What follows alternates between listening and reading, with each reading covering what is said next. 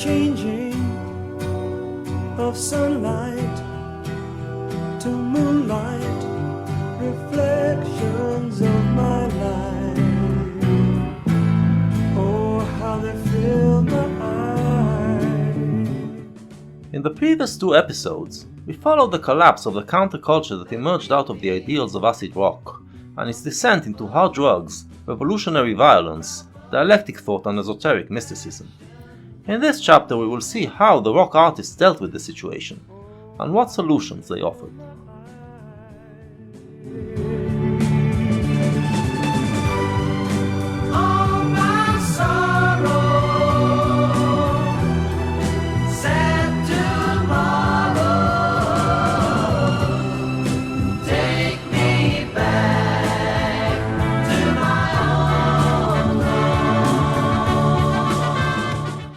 Bob Dylan regarded the counterculture, which practically emerged out of his loins, with contempt almost from day one.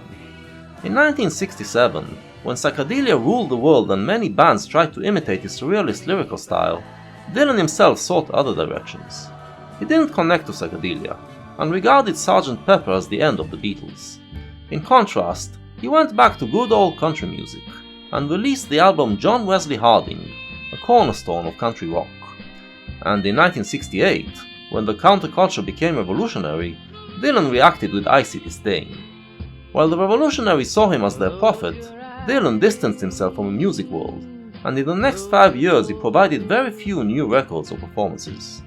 The records he did release ignored the counterculture, and when the young revolutionaries turned to him for advice or reassurance, they encountered the same sarcastic mockery he aimed at the establishment. In general, he seemed like someone who just waits for all of this revolutionary nonsense to end. So Dylan didn't share his genius with us in those years, and didn't release records that permeated the spirit of the time like he did in other periods. But there were other geniuses working in the rock world, and they actually found the tumultuous period to be a goldmine for artistic ideas. One such genius was Pete Townshend, guitarist and leader of The Who.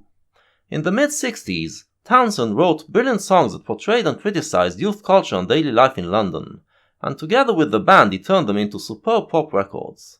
At the end of the decade, he decided it was time to try something more ambitious, and in 1969 he gave us the album Tommy, considered to be the first rock opera. The story is about a young boy named Tommy, who witnesses a murder committed by his parents, and the trauma makes him detach from the world and become deaf, dumb and blind. Instead of being part of the criminal world of his parents, he lives in his inner world, which is full of wondrous sights and sounds, and goes on mind trips. You can see that as an allegory to youth culture, which broke away from the malfunctioned world created by the previous generations, and created the purer world of music and fun. The Who used psychedelic music to express Tommy's inner world.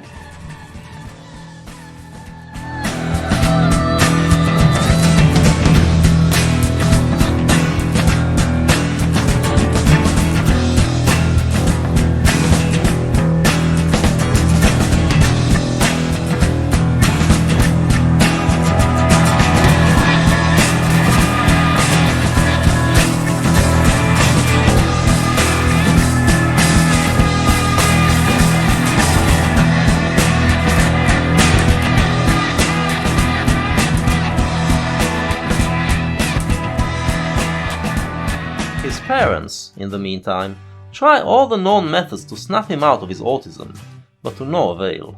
Tommy does actually want to connect, and is constantly asking, see me, feel me, touch me, heal me, but the old methods are incapable of understanding his inner truth, incapable of seeing and touching him. His inner world is completely alienated to the outside world, until one day he finds an external object that he can connect with, the pinball machine, whose rings and flashes are compatible with his inner world.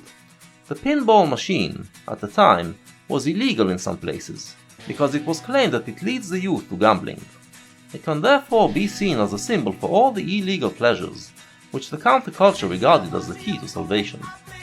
Tommy becomes a pinball wizard, the champion, and wins the adoration of the youth. Eventually this leads him to break out of his prison, and he can see, hear and speak again.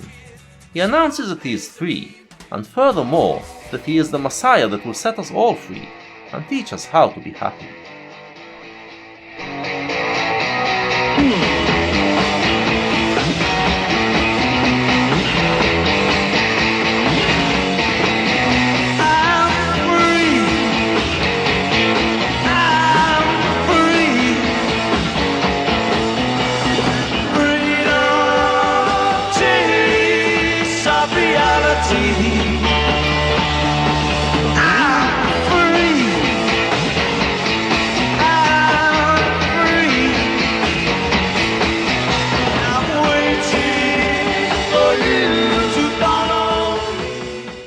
When he gathers enough followers who believe in his gospel, Tommy arranges a camp where he shows them the road to salvation.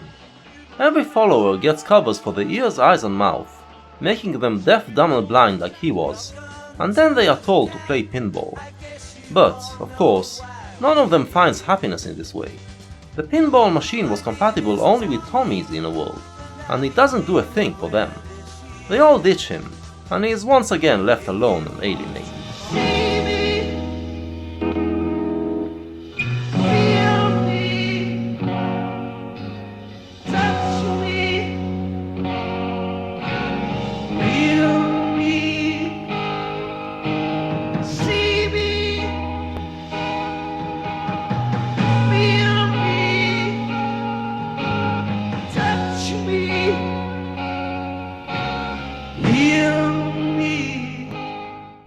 The message is quite clear. The hippies found a psychedelic experience that brought them happiness, and believed that they discovered the truth that will bring happiness to everyone, and that they need to spread it to the world. However, says Townsend, the psychedelic experience is no more than Tommy's pinball machine, something that corresponds to the inner world of some people, but not any universal and eternal truth that is for everyone. The closing track calls on us to not drown in our own private thoughts, but open up and enjoy daily contact with people.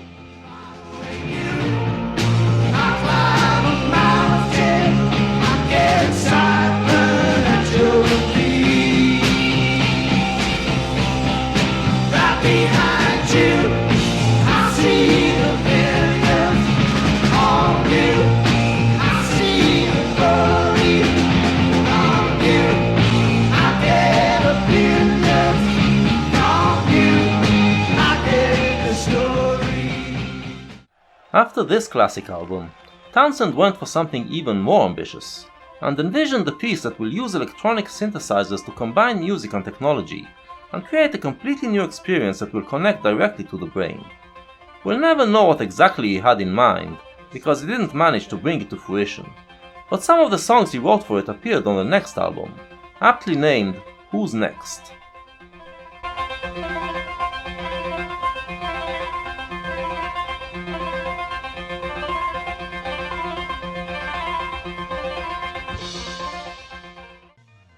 One of the tracks on the album constitutes Townsend's final word on the revolutionary aspirations of his generation. The protagonist is a musician who lives in a time of a bloody revolution, and finds a place to hide until it blows over. When things calm down and the new regime is in place, he comes out of his hiding to see what has changed, and finds that there have been some cosmetic changes, but in essence, everything has remained the same. This was the Who's position. They were still mods, who believed that there is nothing better than daily life in a bourgeois society. Happiness is to be found in creating alternative spaces within the society, not by trying to destroy to create a different society. The final verdict on the revolution, any revolution, is provided in the last line.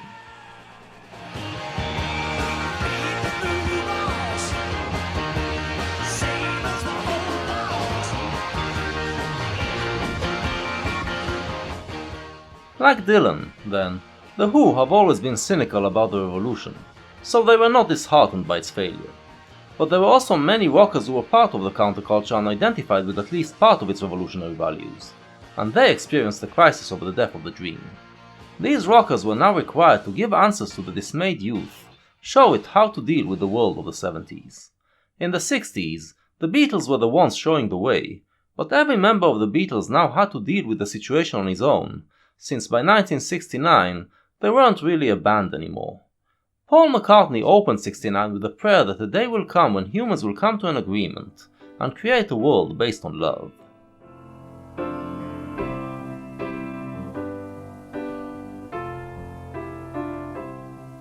When I find myself in times of trouble, Mother Mary comes to me, speaking words of wisdom, let it be. This was McCartney's solution, a turn towards sentimentalism, connecting to traditional Western values.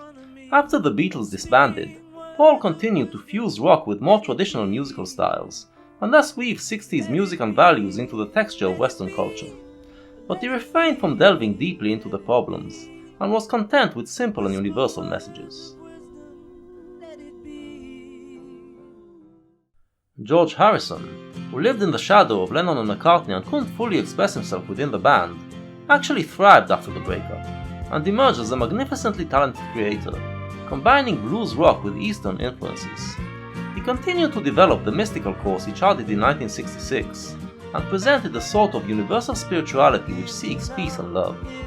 Love, give me peace on earth, give me light, give me life, keep me free from birth, give me hope, help me cope with this heavy load, trying to touch and reach you with heart and soul. When it came to dealing with social and political issues, however, Harrison was either simplistic like he is here, or philosophical. Like McCartney, he maintained the spirit of the Summer of Love and anchored it in older traditions, but kept the message simple. While in the 60s the Beatles could combine their spiritual endeavors with commentary on what was going on in the world, the reality of the 70s didn't lend itself to it, and Paul and George were no longer part of the spirit of the time. As for John Lennon, here the story was a lot more complicated and interesting. In 1968, still part of the Beatles, Lennon wrote the song Revolution, attacking the Marxist elements that infiltrated the counterculture and reminding it of its original values. Instead of trying to bring down the establishment, he says, you'd better focus on freeing your mind. He sympathizes with their revolutionary impulses and says that we all want to change the world, but when you talk about destruction, he says, know that you can count me out. Strong words indeed, but right after that, he says, But when you talk about destruction, don't you know that you can count me out? He adds in as an aside. Turns out that Lennon wasn't absolutely sure about his position on revolutionary Marxism. There was something in it that spoke to him, and it left him wavering, and not sure that when the revolution comes, he will stay on the sidelines and not join in on the destruction of the system. The next couple of years were hard for Lennon, as he had to witness the death of the Summer of Love dream, along with the demise of his band. As someone who positioned himself as one of the spokespersons of the peace-love movement with anthems like All You Need Is Love and Give Peace a Chance, he now had to deal with its downfall. In the song God, from 1970, he angrily smashes all the heroes of the 60s, the fallen idols.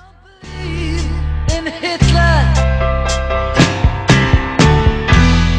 don't believe in Jesus. I don't believe in Kennedy. I don't believe in Buddha. I don't believe in mantra. I don't believe in Gita. I don't believe in yoga. I don't believe in kings. I don't believe in Elvis. I don't believe in Zimmerman. I don't believe in Beatles. A moment of silence, and then, Just believe in me. Yoko and me. That's reality. Dream is over.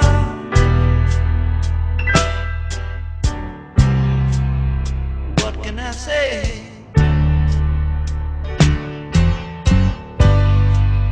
The dream is over.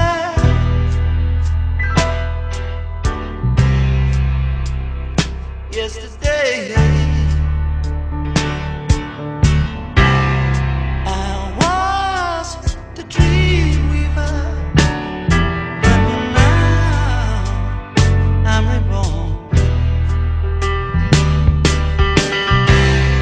I was the walrus, but now I'm John. And And so, dear friends, you'll just have to carry on. The dream is over. To me, this is the most touching moment in all of Lennon's outstanding canon. Having destroyed his old self, he now creates himself anew, as a common man. He no longer wants to be a weaver of utopian dreams. All he wants is to live a simple life with his wife Yoko. The dream was over. But it's hard to live without dreaming, and a year later, in the record Imagine, Lennon once again weaved the utopian dream. It is quite a magical record, but when you peel the layers of magic, you realize that the utopian world he wants us to imagine is tremendously boring, and is nothing more than the old Marxist vision. We've seen that there was a duality in Lennon's soul, and so, when the hippie dream died, the only option he had left to keep the hope alive was to fall back into Marxism. You may say I'm a dreamer, but I'm not the only one. I hope someday you'll join us, and the world will be as one. And so, the ironic, whimsical, imaginative and enchanting poet faded away, and in its place came a protest singer who wrote simple-minded Marxist anthems, still with exceptional talent, for sure, but nothing close to the quality he produced in the 60s. In late 1971 he left Britain and settled in New York, and was immediately welcomed by the Yippies, who made him part of their far-left politics. In 1972 he released the album Sometime in New York City, which was pretty much nothing but John and Yoko preaching leftist platitudes, to the tune of plain anthemic music. The album got thrashed by the rock critics, and received poorly by the record-buying public as well, and Lennon learned that he has lost touch with the spirit of the time.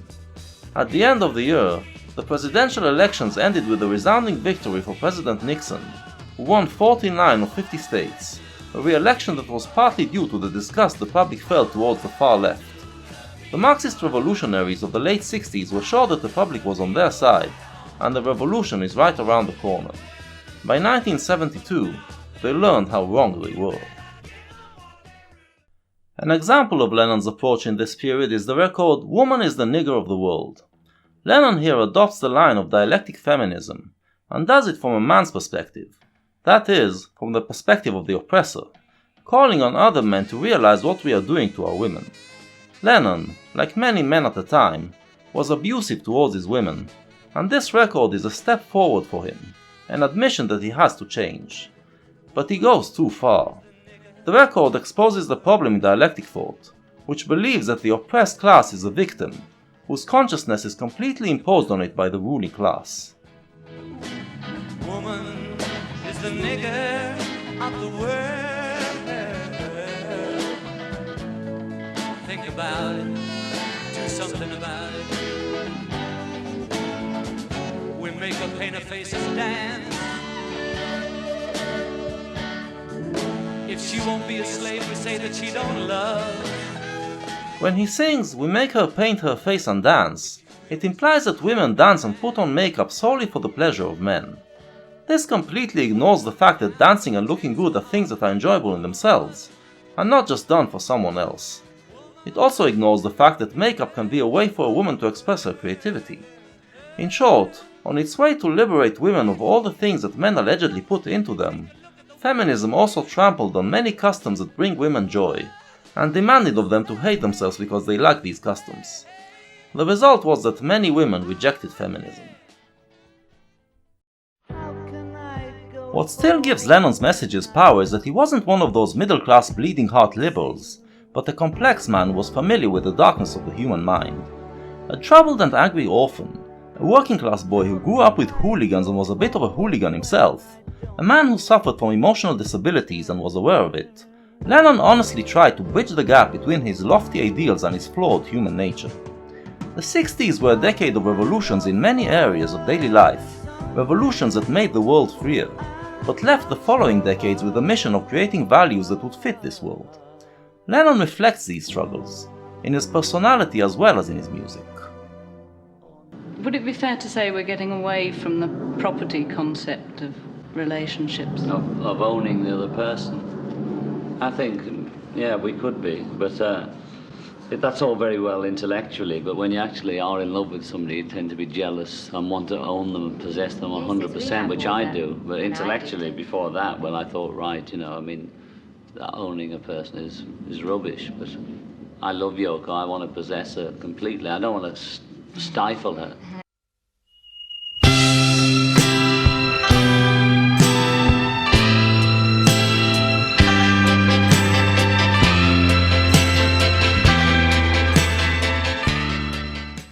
In one thing, Lennon remained consistent even in this period. He never abandoned his conviction that the change would be achieved in a non-violent way. As we hear in Imagine, he doesn't believe in actively overthrowing the system, but presents the Marxist dream for us and asks us to imagine it, hoping that this will make us come around to his point of view. Lennon's Marxism was angry but not hateful, and in that he is better than most Marxist manifestations of the time. Unlike many of his contemporaries, Lennon took the slogan "Make love not war" seriously, and kept on believing that love would triumph eventually, if we remain true to it. In '73 he released the album Mind Games, that was not a return to form, but was better than its predecessor. The title track brings back some of the magic, and reiterates his message. Love is a flower, which has to grow before it can conquer the world, and it will grow only if we keep on talking to each other, and try to settle our differences peacefully.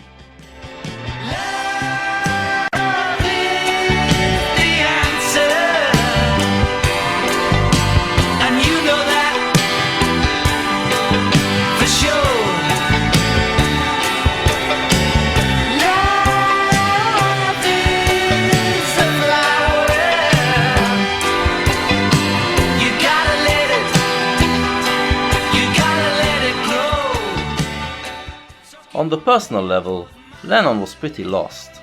Without the Beatles, with the revolution turning out to be a total failure, he needed to find something to live for.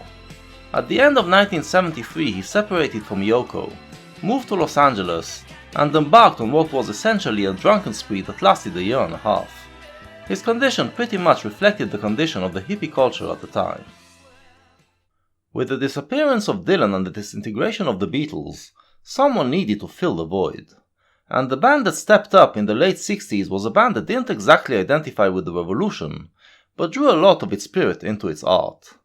From 1968 onward, the band that assumed leadership over the rock world, and emerged as the main purveyor of the spirit of the time, was the Rolling Stones. The Stones, as we recall, were symbols of youth rebellion from the start, ever since 1963, when they presented themselves as the antithesis to the Beatles' nice boy image. In 1965, they released their first youth disaffection anthem. I Can't Get No Satisfaction is an attack on consumer society, which provides you with endless products that give you pleasure, but nothing that brings full satisfaction. But the Stones, unlike Marxists, are not demanding a revolution that will create a world where you will be satisfied. On the contrary, they sound like they are taking their vital energies from this state of constant dissatisfaction. That's the philosophical problem in the materialist worldview. It argues that satisfaction is happiness, and dissatisfaction is suffering. Marxism revolts against capitalism and consumer culture, but just like them it is a materialist view, which accuses capitalism of not satisfying our needs, and wants to replace it with a system that will guarantee full satisfaction. Capitalism and Marxism, then, are not as opposed to each other as they'd like to think. They are just two sides of the same materialist coin, which cannot provide true happiness. Pop culture, on the other hand, holds a different position. The state of full satisfaction is a neutral state, while happiness is actually in a state where you have some dissatisfaction, and you act to fulfill it. At some point dissatisfaction becomes suffering, but mild dissatisfaction is a necessary condition for the pursuit of happiness. The Rolling Stones are the greatest representatives of this approach. They are the ones who remind us that emotions like hunger and lust are what gives you the feeling you're alive, and the moments when you act to fulfill them are those that bring elation. I can't get no satisfaction, shouts Jagger, and the feeling he transmits isn't that he is complaining about the situation, but rather that he is proud of being someone who is never satisfied. The Stones, then, posited the youth as a generation that is never satisfied, but is driven by a constant craving that brings it joy. In contrast, they posited the older generations, and portrayed them as looking to forget the hunger, forget existence. Mother's Little Helper, that came out in mid-66, is one of the first rock and roll records that explicitly reference drugs, and it mocks the housewives who get addicted to tranquilizing pills to escape their daily problems. Meaning that instead of taking drugs to achieve elation, like the youth does, the adults are taking drugs to feel nothing.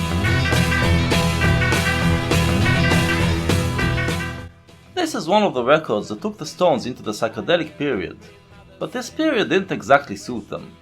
At the basis of psychedelia was the hippie dream of going back to heaven, but heaven is a place where there is no want, a place where all your needs are satisfied. In other words, paradise is a place where there is no happiness, just boredom. In 1967, the Stones released the psychedelic album Their Satanic Majesty's Request, which looks and sounds like other Summer of Love albums, but when you go into it, you find darker content. In the opening track, the Stones invite us to sing along with them, saying that if we do that, we may find where we all come from. So, it's about self-introspection, like we've seen in other psychedelic records.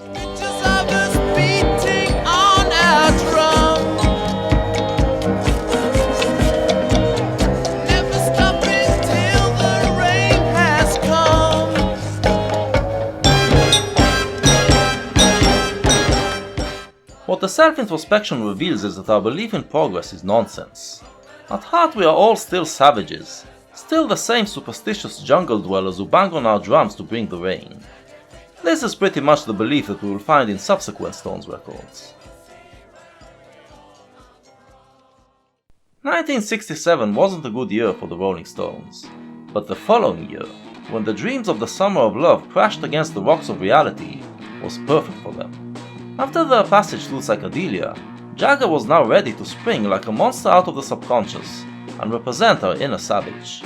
Their first 1968 record reinstated them as the epitome of youth rebellion.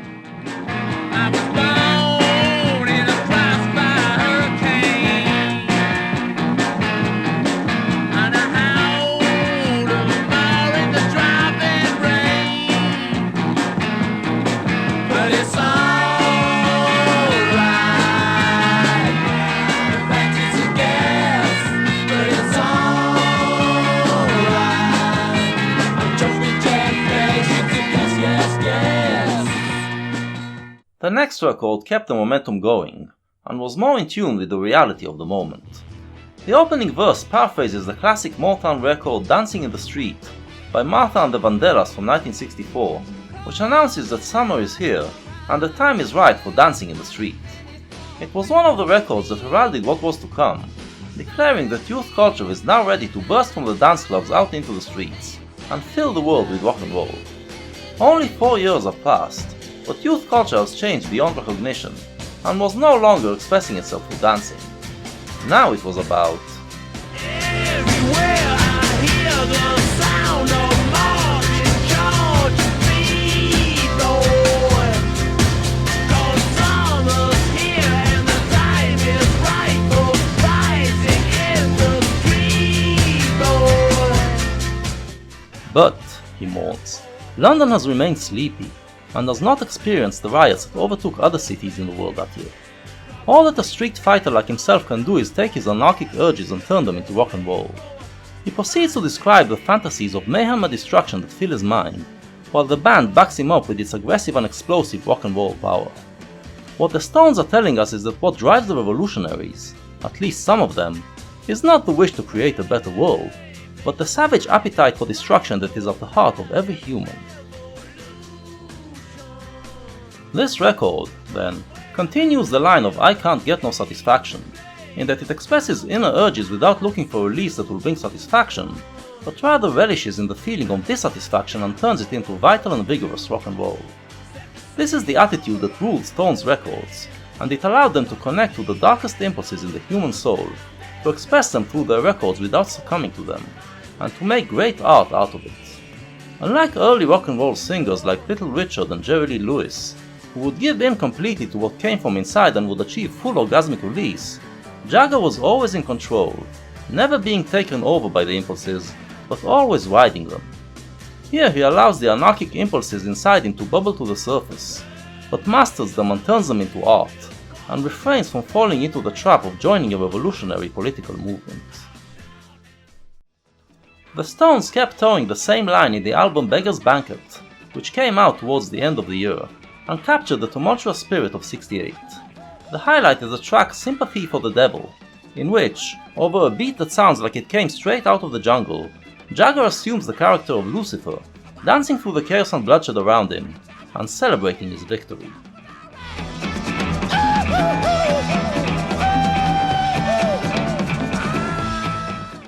With these records, the Stones solidified their status as the bad boys of rock, and utilized this image to express the wicked side of humanity, pouring cold water over the naivete of the hippies and the Marxists, who believed that the nature of man is good. In '69, after the Beatles released Let It Be, the Stones counteracted with Let It Bleed, an album that lives up to its name.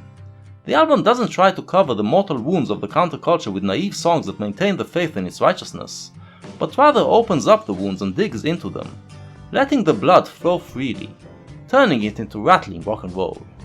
The title track starts out as a song that calls on us to hold each other and lean on each other, and sounds like another song from the hippie school of peace love. But the more it progresses, the more morbid it becomes, and the mutual holding turns into mutilation and cannibalism. We all need someone we can bleed on. Yeah, yeah, and if you want it, baby, why don't you bleed on me? All over. From here, the Stones went on and released two more classic albums, Sticky Fingers in 1971 and Exile on Main Street in 1972. Through these four albums, the Stones documented all that happened in the period between '68 and '72.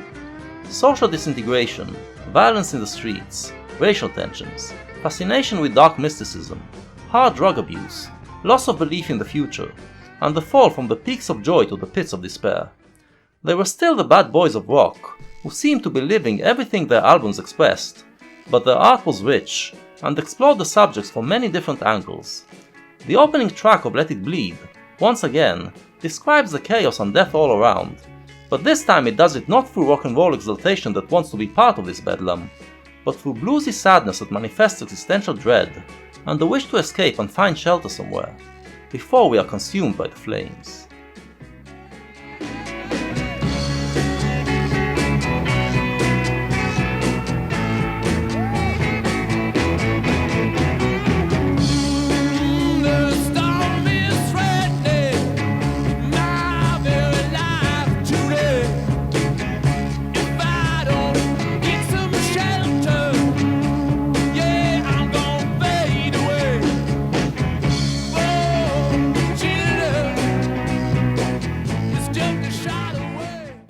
If you tried hard, you could find comfort in the Stones albums.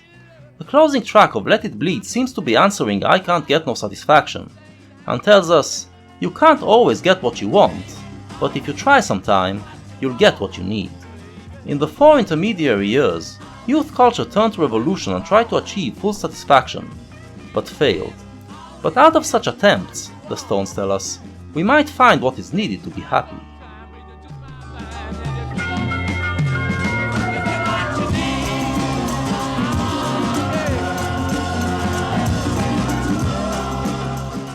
Four more years went by, in which the revolutionary dream melted away completely, and in 1973 the Stones released a record that sort of closes the trilogy. It is a love and comfort ballad for a woman, who is sad because their mutual dreams have evaporated, and it's easy to see this woman as a metaphor for the entire generation, which Jagger is trying to console. With no loving in our soul and no money in our clothes, you can't say we're satisfied. But Angie,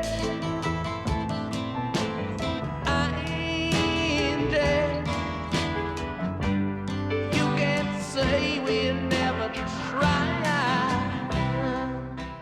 The goal, he reminds us, was not to find satisfaction. The goal was to try, and through that, get what we need. And now, when it's all over, we have the memory of the fantastic journey we went through together. And so, youth culture landed back into reality, and rock music had to deal with it. It was time for introspection. In 1970, a newcomer called James Taylor released the hit record Fire and Rain, a song about his personal battle to overcome loss, depression and drug addiction. More than any other, this record opened up the era of what became known as the singer-songwriters. Traditionally, pop songwriters would write universal songs that many professional singers would then perform. The rock and roll generation changed that, and artists were expected to write their own songs, but in the 60s they usually did it as a band. Now, in the new decade, as rock became more mature, came this style of individual poets who would write candid songs about their personal experiences, and perform them themselves, usually with minimal musical accompaniment, bearing their own soul. And although their songs were personal, the singer-songwriters touched the souls of many others in their generation, who experienced the 60s with them.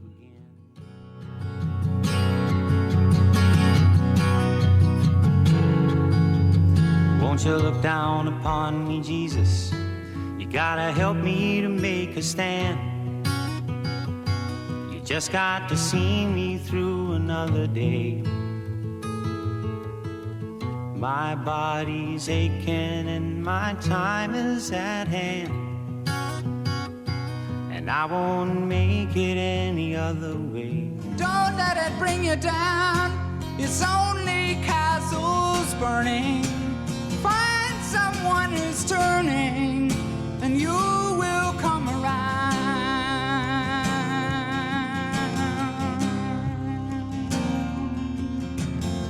Baby, there is a song for you to eat on a pill underneath the skin, an empty space to fill in. Everybody's talking at me. I don't hear words they're saying, only the echoes of my mind. People stop and staring. I can't see their faces, only the shadows of their eyes. And you can tell everybody this is your song. It may be quite simple, but now that it's done, I hope you don't mind, I hope you don't mind that I put down in words how wonderful life is while you're in the world. This less aggressive, more intimate style opened up the field for female creators to play a bigger part in rock music, and the story of the generation could now be told from a woman's perspective as well. There's something wrong here, there can be no denying. One of us is changing, or maybe we just stopped trying. And it's too late, baby, now it's too late. Though we really did try to make it, something inside has died.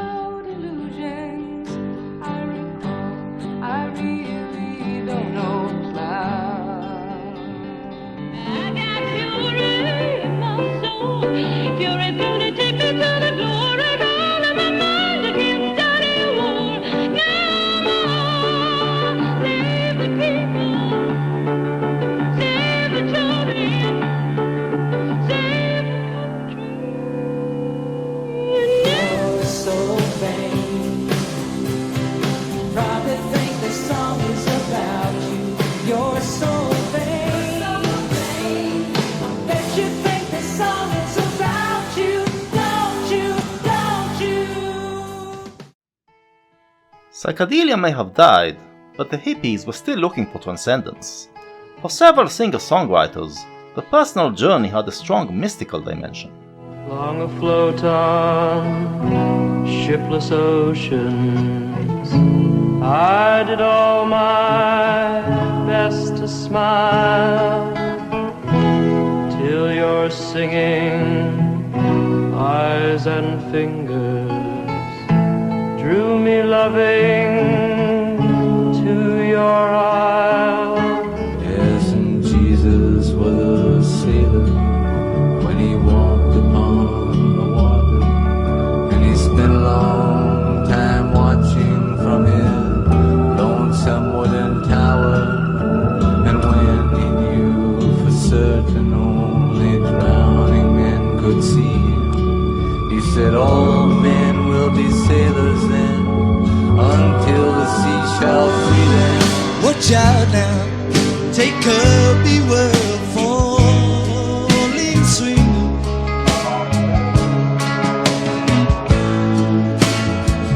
Dropping all around you,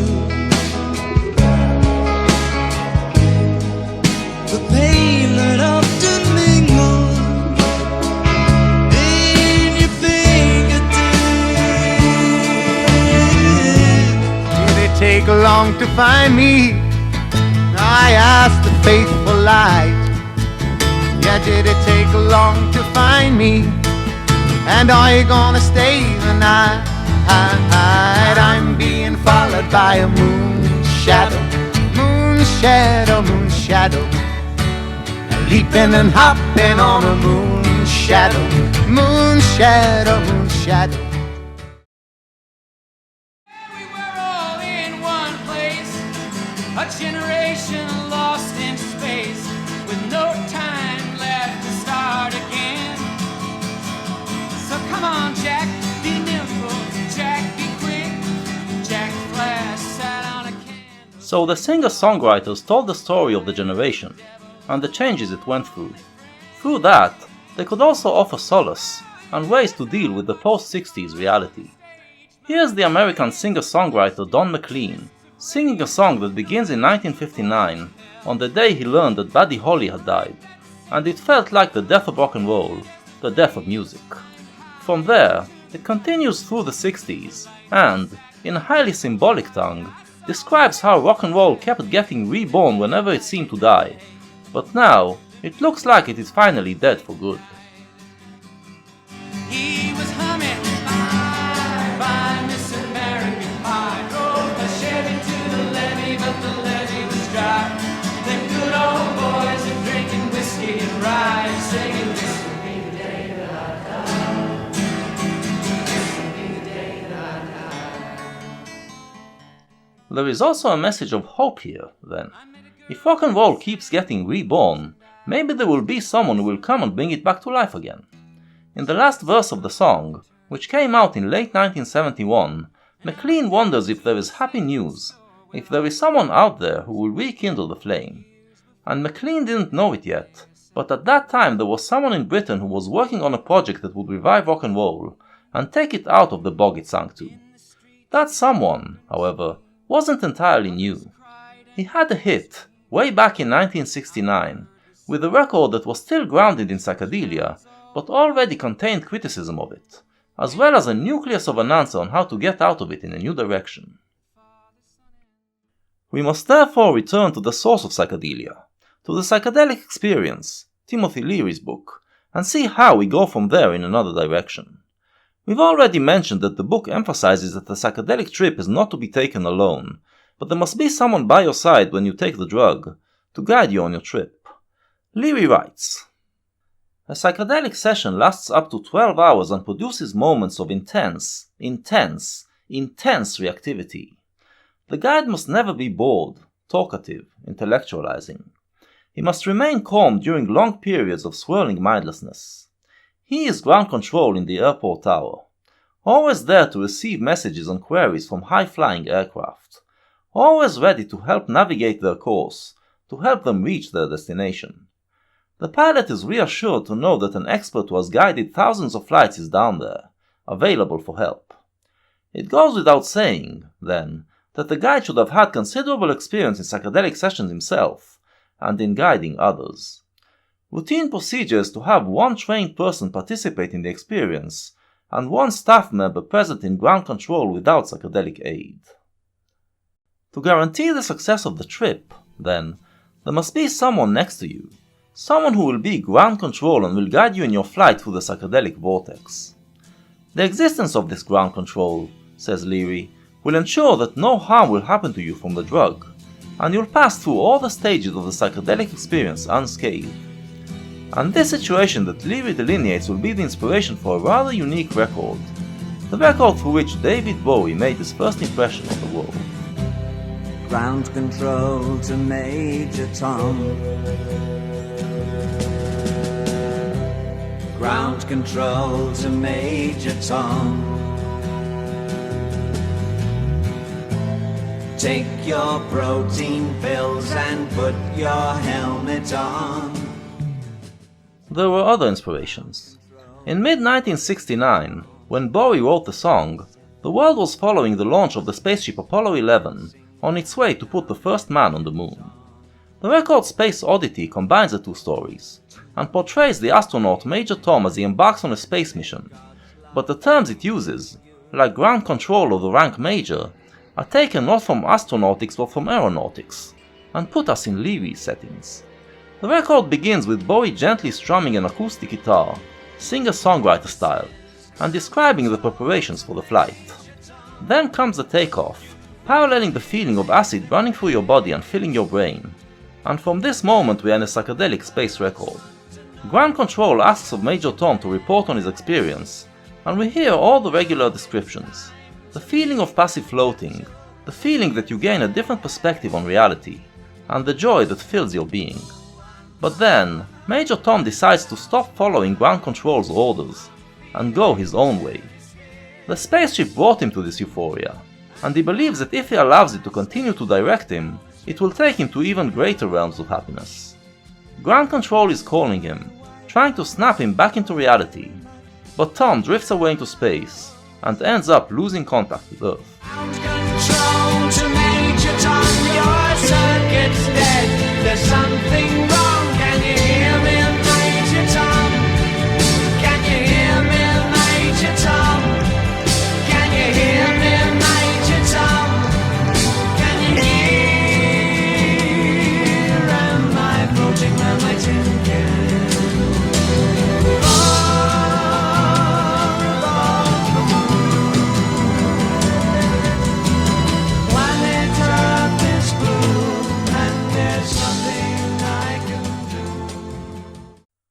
Bowie here is mocking both the dominant culture and the counterculture. The conquest of outer space, that was described as a giant leap for mankind, is belittled and becomes a story of going astray. Meanwhile, the story of conquering the inner space via hallucinogenic drugs, which Timothy Leary promised us was safe if done in the right way, is also shown as leading to oblivion. This characterizes Bowie's early records. On the one hand, he was an outsider, wishing to escape boring bourgeois society and find something more exciting, and he therefore identified with the counterculture. On the other hand, he was a harsh critic of the counterculture as well, and portrayed its beliefs as delusions. Many of his records are like tiny theatre plays, dramatizing the failure of every existing belief and ethics, and looking for another way. In the album Space Oddity, which came out in 1969, we find the track Memory of a Free Festival, in which Bowie tells us of a rock concert he attended, and repeats all the Woodstock slogans. The festival is described as a little utopian bubble, a joy summit that words cannot describe. And he means it, too, but he also plants hints that make us realize that this joy is a thing of the past. In one part he says that the attendants felt like the source of joy was running through them, but in the next sentence he says, it didn't, but it seemed that way. Meaning that the joy was real, but the belief that it comes from connecting to some eternal source, and will therefore keep going forever, was false.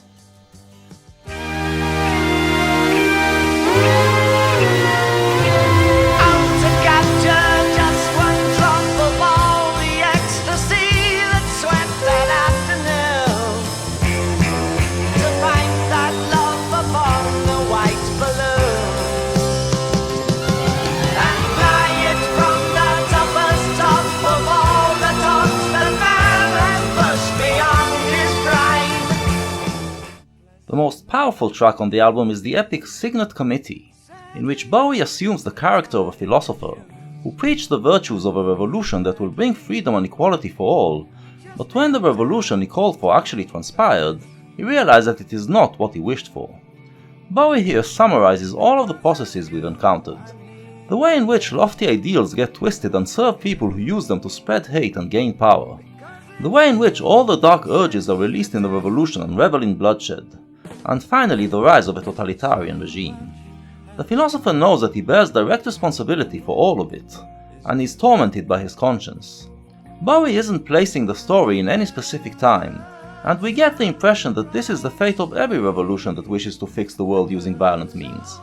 But the names of several 60s records are strewn within the lyrics, letting us understand that this is what will happen if the counterculture revolutionaries ever get their way. Bowie continued in the same vein in the next two albums he released. In 1970 came The Man Who Sold the World, which contains the track All the Madmen. The narrator here is a man who willfully commits himself to an insane asylum, because he believes that the people there live a much more exciting and authentic life than the people in conformed society. He brags about his ability to trick the doctors and get them to keep him there, even though he is completely sane. But as we listen to his words, we realize that the electroshocks and drugs that he receives there are slowly making him lose his mind, and by the end of the track he is a complete lunatic, with no control over his life. This is Bowie's answer to the beatnik myth about madness as the road to spiritual liberation. It leads to nothing but madness. In 1971 came the album Hunky Dory. Here we find the track Song for Bob Dylan, in which Bowie assumes the character of a Dylan fan, who is asking his hero to come back and share his wisdom with the world once again. But as we listen to him, we realize that he is the kind of fan who just expects Dylan to tell him what to do, because he can't think for himself. We further learn that he likes only Dylan's polemic folk records, while the later ambiguous and symbolical records confuse and frighten him. This was one of the problems of the counterculture, and revolutionary thought in general. It assumes that all humans are capable of thinking for themselves, and will do so if given the chance. But, Bowie shows us, even Dylan fans, who boast about their sophistication and free-mindedness, can be nothing but sheep.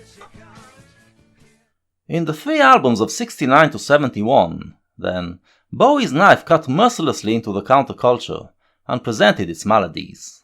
But from album to album he started to develop an alternative way of thinking, and in 72 he will usurp the Stones as the figurehead of youth culture, and will take it in another direction, based on the insights he developed in those early albums. He will also take Dylan's place as the great genius of rock, as the one who articulated the worldview of pop consciousness. In the coming episodes we will present some of the solutions that Bowie offered, and then we will realize that the buds of the new thinking are already contained within Space Oddity, within the record that is, to my ears, the last great record of psychedelia.